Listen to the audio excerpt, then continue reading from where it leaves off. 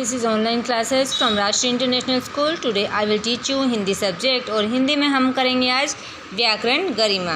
सो बेटा take out your books and open the books and today we will start chapter first हमारी भाषा our language. सबसे पहले आता है इसमें चैप्टर बेटा हमारी भाषा का, हमारी लैंग्वेज का.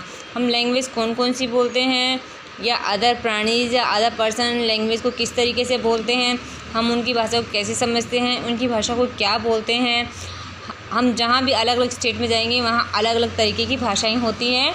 यहाँ तक कि पशु पक्षियों की भी अलग अलग भाषाएं होती हैं. तो सब अपने अपने फील्ड में अपनी अपनी लैंग्वेज को समझते हैं. So let's start. आपको ये चैप्टर को ध्यान से देखना है और मेरे पीछे पीछे बोलना है. बच्चों, ईश्वर ने आवाज़ सभी प्राणी को दी है. सभी प्राणियों को आवाज़ दी है बेटा, चाहे वो म्याऊं म्याऊं करते हैं, चाहे वो चिड़िया हो चीं चीं करती है, चाहे वो कुत्ता हो भौं भौं करता है. ठीक है, लेकिन फ़र्क ये है कि उनकी भाषा हम नहीं समझते और हमारी भाषा वो नहीं समझ पाते, जिसके द्वारा वह अपने भाव प्रकट करते हैं. जैसे चिड़िया क्या बोलती हैं, चीं चीं चीं चीं, और बिल्ली क्या बोलती है, म्याऊं म्याऊं. कुत्ता कैसे बोलता है, भौं भौं. अगर कुत्ते को कोई चीज़ लेनी हो तो वो प्यार से भौं भौं बोलता है. अगर उसको कोई एनिमी दिखाई देता है तो वो बहुत तेज़ भौं भौं करता है, एकदम लगातार भौं भौं करता है. ठीक है, लेकिन बोलने का वरदान केवल मनुष्य को मिला है. आरंभ में बच्चा केवल संकेतों द्वारा अपनी बात समझाता है. संकेत में इशारों से. अब उसको कोई चीज़ लेनी है तो वो ऐसे फिंगर्स कर देता है या उसको चीज़ को उठा के खाली गिलास को पकड़ के खड़ा हो जाता है. फिर मम्मी समझ जाती है, उसमें पानी डालती है. इस तरीके से संकेत इशारों में अपनी बात समझाता है. फिर छोटे छोटे शब्दों द्वारा, बाद में वाक्यों द्वारा अपनी बात कहता है. जैसे सब पहले छोटा बच्चा होता है वो बोलता है माँ माँ. मम्मी होती है वो समझ जाती है. फिर थोड़ा सा बड़ा होता है वो क्या कहता है, माँ मैं खेलने जा रहा हूँ. तब मम्मी उसकी बात अच्छी तरीके से समझ जाती है कि मेरा बेटा खेलने के लिए बोल रहा है. अपने भावों को व्यक्त करने के लिए प्रयोग किए गए साधन को ही भाषा कहते हैं. अर्थात बोलना और सुनना भाषा है. भाषा अपने विचारों को प्रकट करने का साधन है. हम अपने विचारों को किस तरीके से प्रकट करते हैं, तो हम अपने भाषा के माध्यम से बोल सकते हैं. मान लो कोई फॉरेनर है तो हम उससे इंग्लिश में बात करेंगे तो वो इंग्लिश में समझ जाएगा. ठीक है, अगर कोई राजस्थान का इंसान है हम उसके साथ राजस्थानी भाषा में लोकल लैंग्वेज से बोलेंगे तो वो हमारी भाषा समझ जाएगा. Turn over the page. So look बेटा, भाषा के रूप. भाषा के दो रूप होते हैं, मौखिक भाषा और लिखित भाषा. मौखिक भाषा होती है जो बोलकर समझाया जाता है और लिखित भाषा होती है जो हम लिख के समझाते हैं. जैसे अब मैं बोल रही हूँ तो ये है मौखिक भाषा. मौखिक भाषा का पहले हम कर लेंगे विश्लेषण.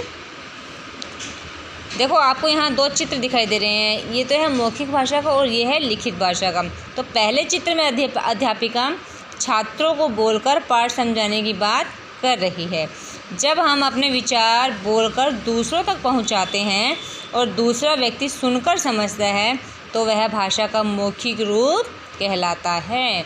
सेकंड नंबर पे देखिए लिखित भाषा. दूसरे चित्र में अध्यापिका लिख रही है, ब्लैक बोर्ड पे लिख रही है बेटा, और बच्चे उसे पढ़कर समझ रहे हैं. यह लिखित भाषा का उदाहरण है. जब हम लिखकर अपने विचार दूसरों तक पहुंचाते हैं और अन्य व्यक्ति उसे पढ़कर समझते हैं तो यह भाषा का लिखित रूप कहलाता है. व्याकरण भाषा के शुद्ध रूप का ज्ञान कराता है. सी नेक्स्ट.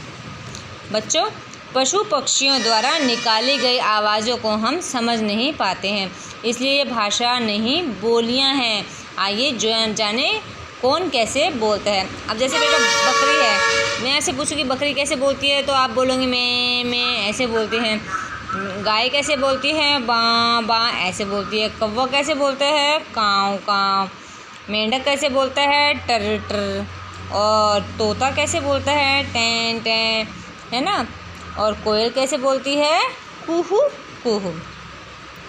भाषा को लिखने का ढंग लिपि कहलाते हैं. प्रत्येक भाषा की अपनी लिपि होती है. जैसे हमारी हिंदी भाषा है तो इसकी लिपि कौन सी होती है, देवनागरी. अंग्रेजी भाषा की लिपि कौन सी होती है? रोमन। और पंजाबी भाषा की गुरुमुखी। उर्दू भाषा की फारसी। टर्न ओवर द पेज बेटा। सो बेटा यहाँ हेयर है सम पॉइंट्स। सो आपको ये पॉइंट्स अच्छी तरीके से लर्न करने हैं। भाषा के कितने रूप होते हैं? 2 रूप होते हैं। भाषा क्या है? किसे कहते हैं भाषा? हम अपने विचारों या भावों का आदान प्रदान करते हैं तो वो भाषा कहलाती है।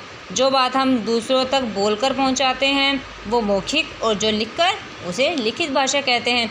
तो आपको बेटा ये 1 2 3 4 5 6 ये 6 पॉइंट हैं। You have to do your notebook and this is your today's homework. Okay, have a good day.